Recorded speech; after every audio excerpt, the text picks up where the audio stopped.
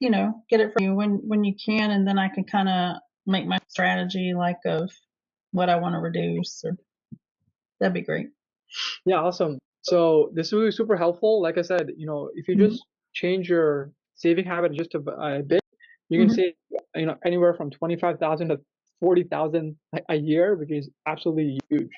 I had no clue I could do that. I've just been like, how embarrassing. I've been like paycheck to paycheck. I've been like, oh, I never had any money, and it's like, wow, I just didn't know I had the power to do that. Right. So now that we went over this together, Mhm. just the first month, like how do you feel so far? What has been your experience so far? Um, it just feels like nice because this is something I couldn't have. I just couldn't get to that point on my own.